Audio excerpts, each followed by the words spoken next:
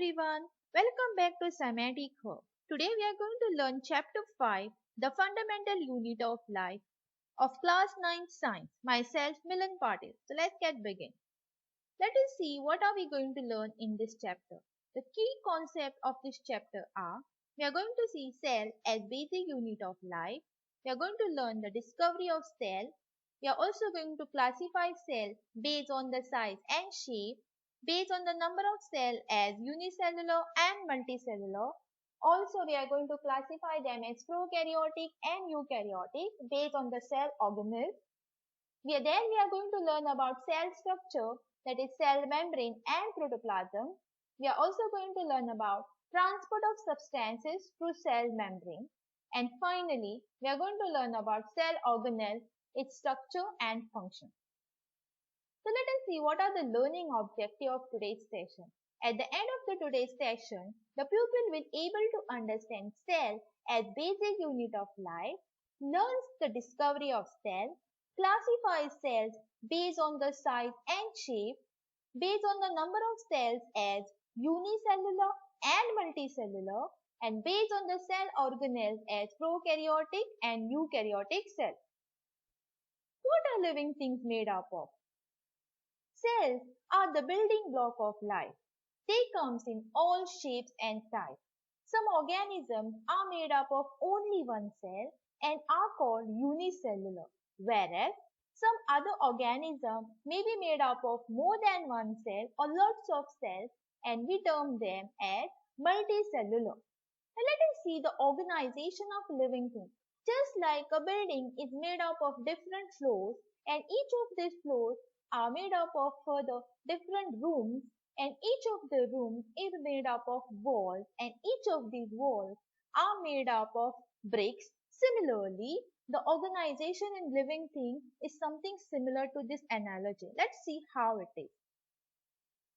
The cell is called the basic structural and functional unit of life. All living organisms, whether you take example of a plant or animal, all are made up of different organ systems.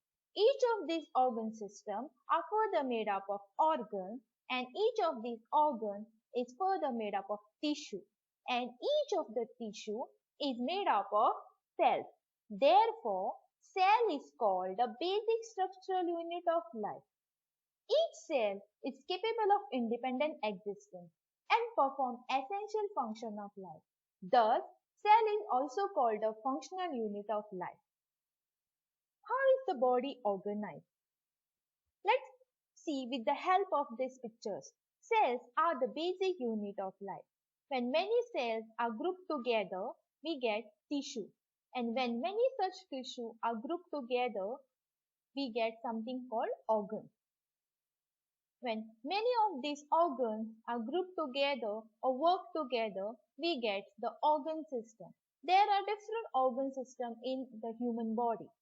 For example, the human digestive system is made up of several organs, including mouth, gullet, that is the esophagus, stomach, small intestine, large intestine, and anus. The different organs in a system are linked together by tubes or vessels. What other human body systems can you think of? A human body is made up of several organ systems. We have excretory system, we have digestive system, we have circulatory system, we have respiratory system. Each cell is called a functional unit of life because cells work together and carry out the life processes that are needed for an organism to stay alive. And what is microscope? The microscope is a device which is used to see the objects that are very small or tiny to be seen with the naked eye. The invention of microscope helped in the discovery of cells. The first microscope was constructed by Anton van Leeuwenhoek. Now, let us see some of the brief timeline or the milestones in the invention of microscope. In 1519, Zacharias Janssen and his father Hans mounted two lenses in a tube. We can call them as first compound microscope. In 1609, Galileo Galilei constructed a compound microscope with convex and concave lens. In 1674, Anton van Leeuwenhoek constructed an extremely simple instrument using a single lens mounted on a tiny hole in a brass plate that make up the body of the instrument. So actually the history or the discovery of microscope is quite complicated. But in some of the reference books, they have mentioned the Anton van Leeuwenhoek was the first person who has constructed the first microscope. Let us see how this cell was discovered. Robert Hooke in 1665 discovered a cell. Now he coined the term cell. The cell is a Latin word for a little room. He observed thin slices of cork tissue under microscope and saw honeycomb-like structure. This was the microscope that was used by the Robert Hooke to observe the cork cell under the microscope. When he observed the cork cell under microscope, he found something, the picture similar to honeycomb, and that's why since they were looking like a small compartment or little room, he coined the term cell. Now let us categorize the cells. Let us learn the different types of cells. First category we have based on the shape and size. Cells show great variation in their shape. Most of the cells have a definite shape. Cells may be spherical or oval. We have the example of RBC, that is the red blood cell, and O1, which are spherical in shape. The cells may be irregular in shape. Examples are WBC, that is the white blood cell, and amoeba. The cylindrical or spindle shape is an example of such cell is muscle cell. The cells may be long branch shape. Examples are nerve cell. We also have the sperm cell with the pointed head and a narrow tapering tail. Cells has got various shape and this shape depends on the functions. For example, the pointed head of the sperm and the narrow tail help them in movement, that is locomotion. They have to travel all the way from the cervical region to reach the egg cell, and they need to fertilize the egg cell, and that's why they have got a pointed head. Whereas the nerve cell has got long branch shape because they have to transmit the nerve has to transmit the signal to the brain, and therefore the cell has got different shape, and this shape is based on the main function. Then we can categorize cells based on the size. We have the smallest cell, that is the bacterial cell, which is 0.1 to 0.5 in micrometer. That is example is mycoplasm or PPLO, which is also called pleuropneumonia. That these are the bacterial cells. Then we have the longest cell, that is the nerve cell, whose length is 0.1 to 1 meter. So the size of the nerve cell range from 0.1 to 1 meter.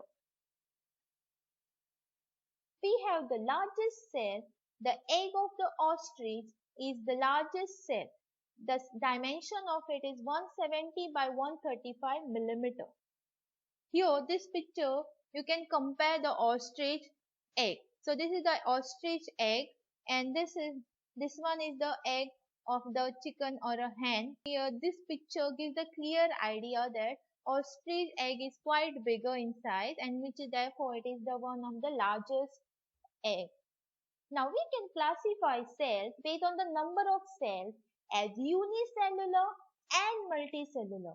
So if an organism is made up of single cell, we term those organisms as unicellular. The term unicellular is made up of two words. Uni means single or one, and cellular means cell. So the organisms which are made up of single cell are termed as unicellular, whereas those organisms which are made up of many cells or several cells are termed as multicellular. In unicellular organism, single cell performs all the activities of the cell. That is, the single cell is going to perform the respiration process, digestion process, excretion process. The different life processes are going to carried out by the single cell. In multicellular organism, a group of cell is going to perform a specific function. For example, a digestive system is made up of several organs. So these organs again work together to perform the function of digestion. Now, examples of unicellular organisms are amoeba, then paramecium, euglena, bacteria. All these are examples of unicellular organisms. Some of the examples of multicellular organisms are human being, plant, animals, spirogyra, which is a microscopic but which is also a multicellular organism. This slide shows the pictures of unicellular and multicellular organisms. Here we have the amoeba, bacterial cell, then the algae, fungi, all these are unicellular organisms, whereas the plant, animals and humans are examples of multicellular organisms. Volvox is an example of a algae which is a multicellular organism which has cells up to 60,000. A newborn baby has 2 trillion cells, whereas an adult human being has about 100 trillion cells.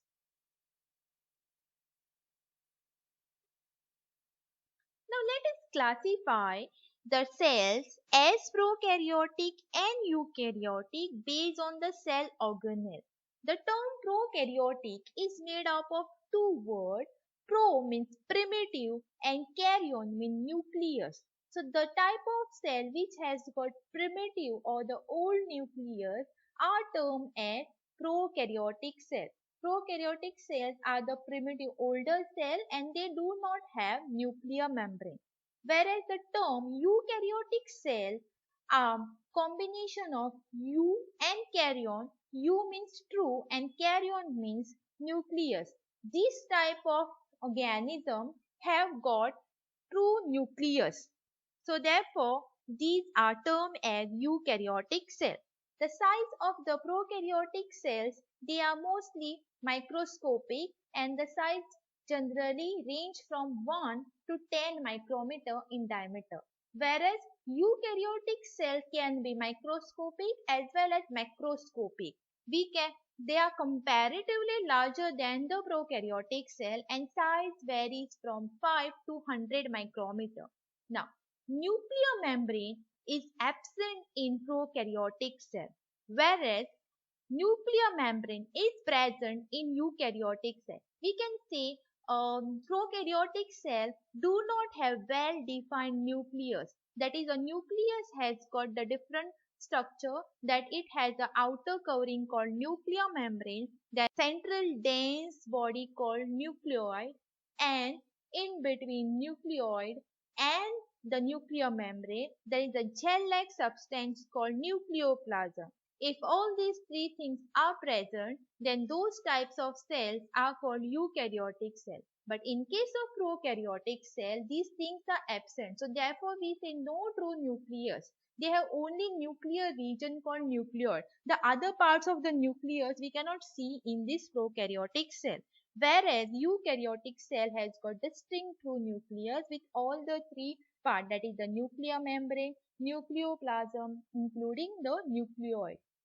And membrane-bound organelles are absent in prokaryotic cells. These are the membrane-bound organelles like mitochondria, endoplasmic reticulum, Golgi complex. All these are absent in this primitive cell. In the eukaryotic cell, they have this membrane-bound organelles. Now, genetic material is in the form of single chromosome. So we know that in the nucleus, it carries the nucleoid carries the genetic material. But in case of prokaryotic cell, they have a single form of chromosome. Whereas in eukaryotic cell, more than one chromosomes are present in the nucleus. This picture shows the prokaryotic and eukaryotic cell. We can clearly see that both cells are different. With that, we have classified the cells based on whether they have the organelles present or not, as prokaryotic and eukaryotic cells. Let us summarize what we have learned in today's session. We have learned cell as the basic unit of life. Then we have seen the discovery of cell. We have also learned the types of cell based on the size and shape, based on the number of cells as unicellular and multicellular, and finally we have classified the cells as prokaryotic and eukaryotic cell based on the cell organelle. Thank you.